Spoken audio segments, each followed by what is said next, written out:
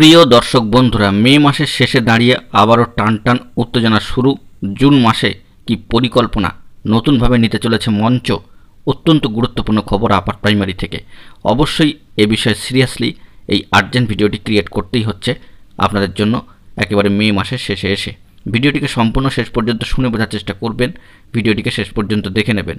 যে সমস্ত বন্ধুরা চ্যানেলটি সাবস্ক্রাইব করেননি, সাবস্ক্রাইব করে নিয়ে সঙ্গে থাকবেন।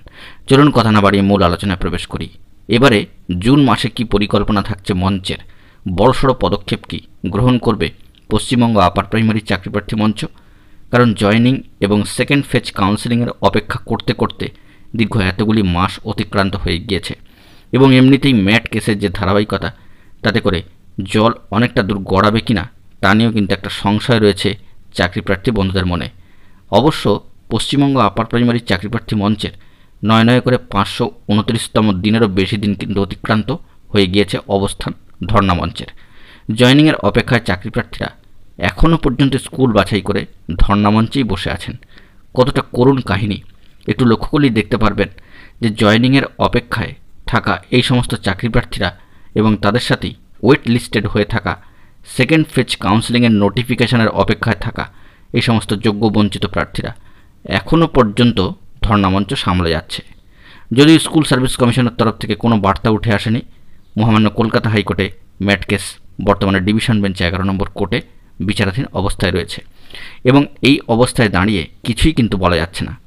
কারণ মে মাস শেষ হওয়ার পরে যখন নতুন আরেকটি মাস অর্থাৎ জুন মাস আসছে, দেখা যাচ্ছে গরমের ছুটি মেটার পরে যখন মহামান্য কলকাতা হাইকোর্ট খুলছে তার পরে নয়, একেবারে শেষের মুহূর্তে দাঁড়িয়ে একটি নেক্সট হিয়ারিং ডেট কিন্তু পাচ্ছে ম্যাট কেস।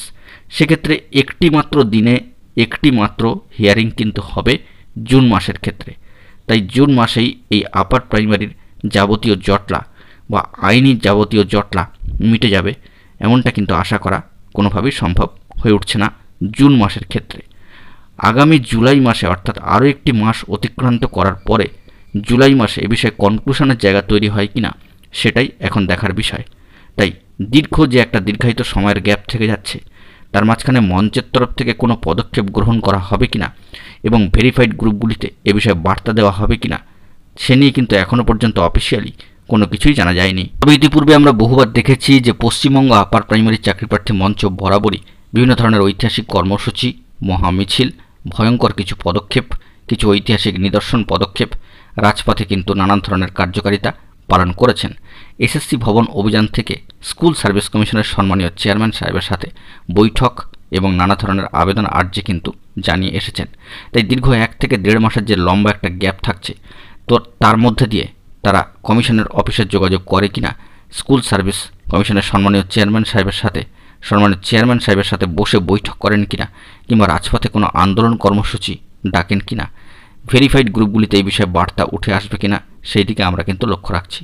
বরাবরই দেখেছি তারা জয়েনিংয়ের দাবিতে, সেকেন্ড ফেজ কাউন্সেলিংয়ের দাবিতে, সর্বোপরি যে ধারাবাহিক কাউন্সেলিংয়ের যে প্রথা বা পর্যায় সেটিকে বজায় রাখা বা চালুর দাবিতে তারা কিন্তু আন্দোলন চালিয়ে আসছেন, রাজপথেও নেমেছেন। তাই দীর্ঘায়িত একটি সময়ের মাঝখানে তারা নতুন করে এই ধরনের পদক্ষেপ গ্রহণ করবে কিনা, অর্থাৎ পশ্চিমবঙ্গ আপার প্রাইমারি চাকরিপ্রার্থী মঞ্চের তরফ থেকে জয়েনিংয়ের দাবিতে অনড় থেকে জয়েনিং ও রেকমেন্ডেশনের নির্দেশিকা আনার জন্য মহামান্য কলকাতা হাইকোর্টের দৃষ্টি আকর্ষণ করে এবং স্কুল সার্ভিস কমিশনের দৃষ্টি আকর্ষণ করে নানা ধরনের কর্মসূচি পালন করবে কিনা সেইটি এখন দেখার বিষয়। সেই দিকে আমরা কিন্তু ফোকাস রাখছি। অফিসিয়ালি যে সমস্ত ভেরিফাইড গ্রুপ আছে সেখানে তারা এই বিষয়ে আপডেট দিলেই আমরা সবটা প্রোভাইড করতে পারবো। এরকম ধরনের পদক্ষেপ যদি মঞ্চের তরফ থেকে গ্রহণ করা হয় আমরা কিন্তু সবটাই তুলে ধরার চেষ্টা করব। তবে যেহেতু জুন মাসে একটা দীর্ঘায়িত সময় এবং ভোট পর্ব 1 তারিখে মিটবে এবং তারপরে 4 তারিখ অতিক্রান্ত হওয়ার পরে আরও কয়েকদিন গেলে তাদের তরফ থেকে এই ধরনের গুরুত্বপূর্ণ পদক্ষেপ ও কর্মসূচি গ্রহণ করা হয় কিনা সেটি এখন দেখার বিষয়। তবে কলকাতা শহরের বেশ কিছু জায়গা জুড়ে 144 ধারা চলছে, সেই বিষয়টিকেও কিন্তু মাথায় রাখতে হবে। দেখা যাক পরবর্তী ক্ষেত্রে এই বিষয়ে কী ধরনের খবর আপডেট উঠে আসে। বন্ধুরা, এখন এই পর্যন্তই। ধন্যবাদ।